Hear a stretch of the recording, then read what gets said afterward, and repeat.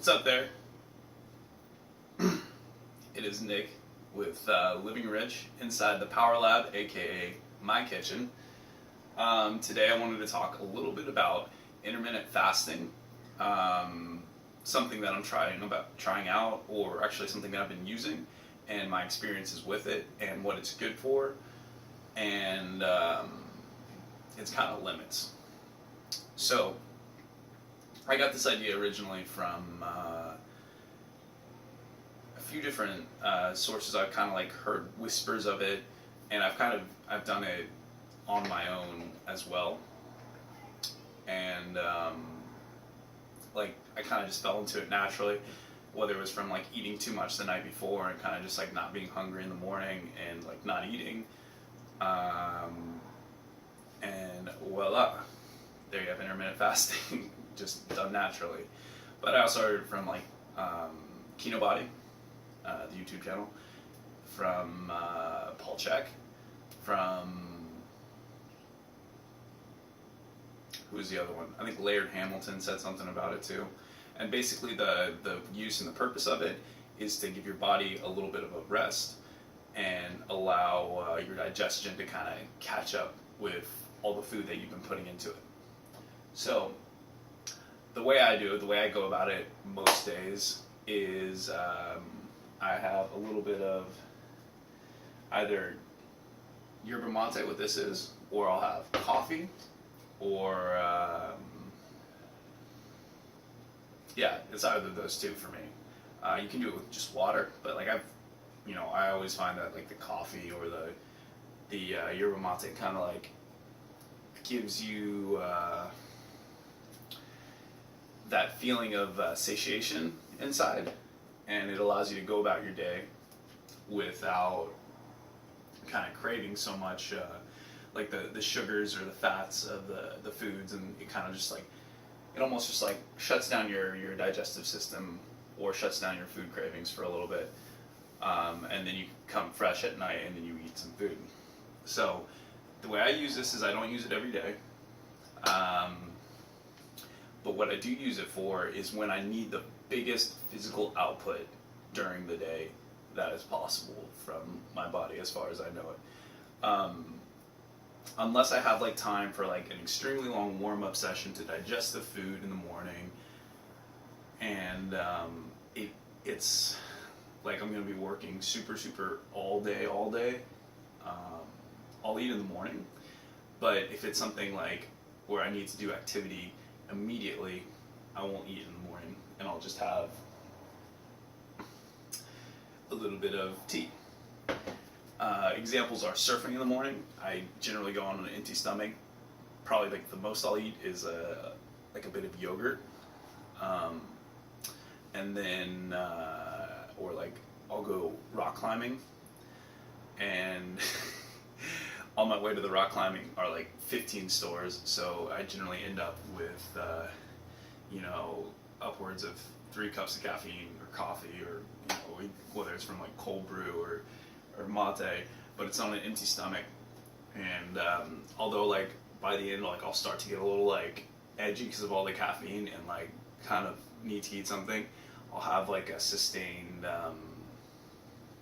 kind of clarity because I'm not eating any food and it's not weighing my system down. And this is more from like an experiential kind of point of view, and it's not from a very scientific point of view. I'm sure you can find the scientific exact facts. This is more just my experience with it. So like I said, I use this sparingly. I don't use it every day. I think that it's important to go with like the rhythms of your week and the rhythms of your day. So if you find yourself kind of desiring breakfast, or you don't drink much caffeine, then just do it. Eat breakfast and drink water. But my rhythms are so that like I do a lot of activity in the mornings, and I like to keep kind of like the pathways clear, and I want to be light and nimble, or at least like without like the weighing down of digesting food, because that what I'll find is like if the meal that I eat in the morning is too big, I'll basically just like be super lazy, unfocused, and I'll fall asleep. And that a lot of times is not conducive to getting stuff done and enjoying life, going surfing or skateboarding. So a few tips. What I like to put in with the tea to kind of make it even more satiating is a little bit of Celtic sea salt. I got this recommended by Paul Check. Celtic sea salt has a lot more nutrients than just like a regular white sea salt that you would get from, like, let's say Trader Joe's, which is only $2. This one's a little bit more expensive at like $5. But in the end, it's really not that much more expensive. And like, I only use this stuff for, direct consumption. Whereas like with, like if I need to use salt for something else that's a little more, whether it's for like mouthwash or for like, I don't know, like large batch cooking, I'll use like the cheaper stuff. But this is more just like the finishing salt, the good tasting, finishing stuff. Also, I just tried this today and it tasted really good. I'm always kind of experimenting with stuff, but this is an organic lemon. Squeezed a little bit into the mate. That was amazing too. And I also have almond milk that if I want to kind of cut the acidity of the coffee or the tea, I'll throw some almond milk in there, stir it up. It'll kind of cool it down a little bit quicker as well, and allow me to drink a little faster. As well with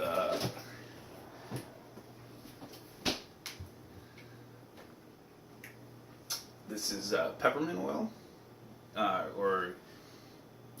organic, pure, essential peppermint oil, and you just put like one drop in there, and it kind of just like gives it a nice pepperminty aroma, and it actually adds a nice contrast. If you add like almond milk or actual cream or anything heavy to it, it'll cut it and like make it more exciting and give you a nice like feeling on the inside too. Personally, I don't use any honey or sweeteners or sugars, but and I think that would kind of counteract the purpose of kind of like the intermittent fasting. And it spikes, like whenever I eat honey, it puts me to sleep because like it'll spike my blood sugar, and then like I'll just get lazy after that. So another thing that I use is this right here. I'm out of it right now, but it's organic cinnamon, and I love cinnamon. I'll put it on like my sweet potatoes, put in my coffee, and I go through it very quickly. Also, one other thing you can do is add a little bit of cayenne pepper, and that'll add some spice and some to your yerba mate. And yeah, so those are some ways like I like to spice up, make the intermittent fasting experience like exciting, where you're not like needing stuff, you're just like satiated and happy with like the tea that you have. And that's a super big important part, because if you're really hungry, you should probably go eat. But for example, today I ate really late last night, although it is 12 o'clock now, and it's been 12 hours. Like, I'm still not hungry at all. Like the amount of food I ate last night, because like I was going out, I was staying up really late too. The amount of food I ate like just makes it to where I'm not hungry right now, and if I did eat, it would slow me down. Plus, it just takes a lot of time to like prepare the food correctly. And I gotta go right now, so that's that. And I hope this kind of like gave you some value, showed you some insights that I got. And if you have any questions, comment below. I would really appreciate it if you subscribe to my channel. Got some cool stuff coming out, and I will see you again soon. Peace.